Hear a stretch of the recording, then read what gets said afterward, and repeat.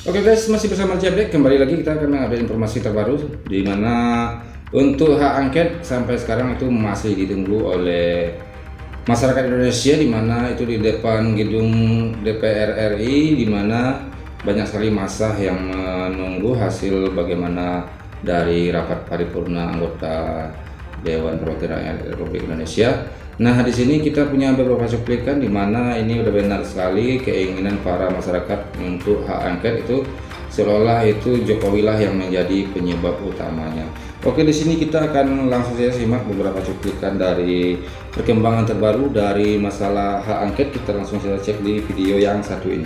Siapapun capres kalau didukung oleh kekuatan negara, menggunakan dana negara, program negara, maka bisa dikatakan bahwa siapapun bisa menang. Siapapun bisa menang dengan. Dan untuk itu saya kira kami mengkaji dengan seksama hak angket itu, ya, apakah nanti kita akan mendukung atau tidak. Kita akan melihat keseriusan juga. Kami PKS ini partai oposisi sudah hampir 10 tahun yang lalu. Kami juga sudah terbiasa mengusulkan hak angket terkait dengan berbagai hal persoalan bangsa ini. Tetapi saat ini ketika ada kawan kami dari PDIP, P3, kemudian PKB dan Nasdem melihat ada persoalan, ada kesamaan, maka memang kita nanti harus duduk bareng. Seperti apa nanti, siapa subjek yang akan dituju, apa persoalannya, karena hak angket ini memang di luar dari proses pemilu. Proses pemilu ada Bawaslu, DKPP, dan kemudian ada MK.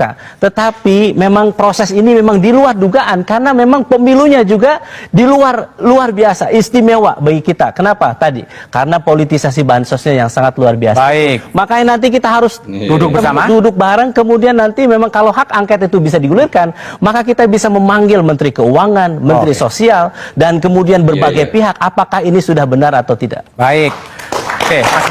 Ya, benar sekali. Intinya di sini untuk masyarakat Indonesia sangat menginginkan sekali untuk keterbukaan para anggota dewan memeriksa bagaimana itu berjalannya pemilu tahun 2024 ini, di mana masyarakat Indonesia merasa dicurangi, bahkan tidak percaya lagi sama KPU dan Bawaslu, di mana itu hasil dari perhitungan real count di KPU pun itu menjadi topik trending di masyarakat. Hasilnya yang tidak menentu, dan sampai sekarang itu meskipun 02 selalu diunggulkan, namun banyak sekali itu pengakuan dari para netizen yang menemukan kecurangan-kecurangan.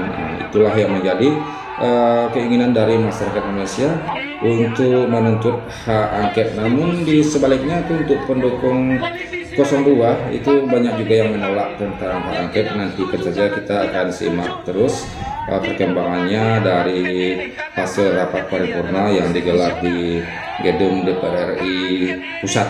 Nah, itu masih berlangsung hingga saat ini, namun keputusan itu belum ditemukan hingga saat ini. Nah, inilah situasi di depan gedung DPR RI. Karena sekarang banyak isu bahwa ini ada masalah. Jadi kalau ada angket, kalau memang tidak ada soal, kan bagus, sehingga menghilangkan kecurigaan. Kita usah khawatir.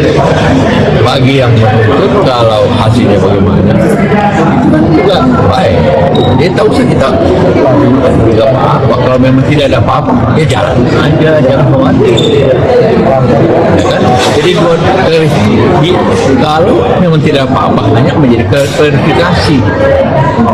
Terkecuali kalau ada apa-apa aja, orang takut biasanya. Itu aja. Mahkamah Konstitusi bagaimana bisa dipercaya, Bawaslu bagaimana dipercaya, kan? Maka secara aturan di negara ini tempat terakhir ya hak angket itu aja. Kalau itu nggak bisa, ya terpaksa parlemen jalanan nanti yang bekerja.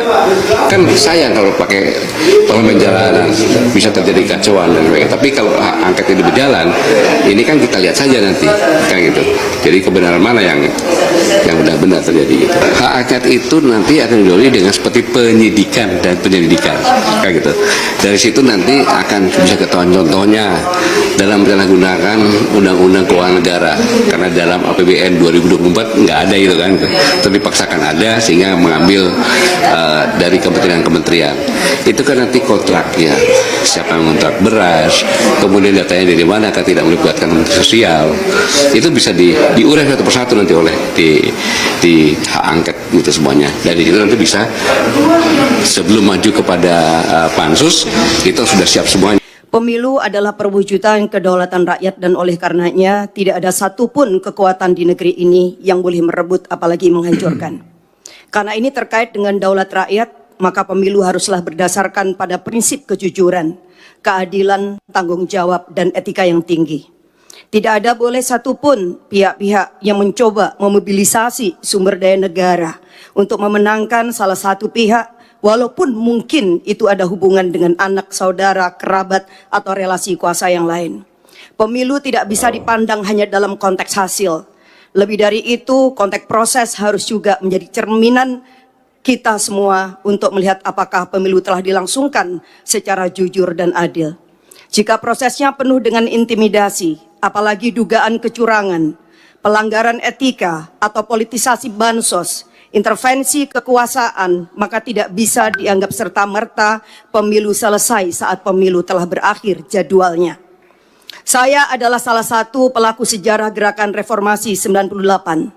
Sepanjang pemilu yang saya ikuti semenjak 99, saya belum pernah melihat ada sebuah proses pemilu yang sebrutal dan semenyakitkan ini, di mana etika dan moral politik berada di titik minus, kalau tidak bisa dikatakan di titik nol. Ketika para akademisi, para budayawan, para profesor, para mahasiswa, bahkan rakyat biasa sudah mulai berteriak tentang sesuatu yang dianggap ada kecurangan, maka saya kira alangkah naifnya kalau lembaga Dewan Perwakilan Rakyat hanya diam saja dan membiarkan seolah-olah tidak terjadi sesuatu. Iya, itu memang benar tidak boleh terjadi. Nah, di sini kita sudah semua mendengar itu bagaimana tanggapan dari mantan wakil presiden pun mengatakan jika memang itu proses pemilunya tidak ada bermasalah, kenapa takut harus untuk lanjut ke proses hak angket. Dan begitu juga pernyataan Gatot Nurmantio di mana jika itu Bawaslu dan KPU sudah tidak bisa lagi dipercaya, satu-satunya jalan untuk terakhir adalah memang hak angket itu yang akan digelar di gedung DPR RI, di mana disinilah akan terbuka seperti apa kronologis kecurangan-kecurangan tersebut. Oke, jadi teman-teman di sini kita akan sama nantikan bagaimana perkembangannya untuk selanjutnya tentang hak angket ini. Oke, terima kasih, sampai jumpa lagi di video berikutnya dan nantikan terus video terbaru dari DC Update. Oke, sampai jumpa lagi. Wassalamualaikum warahmatullahi wabarakatuh.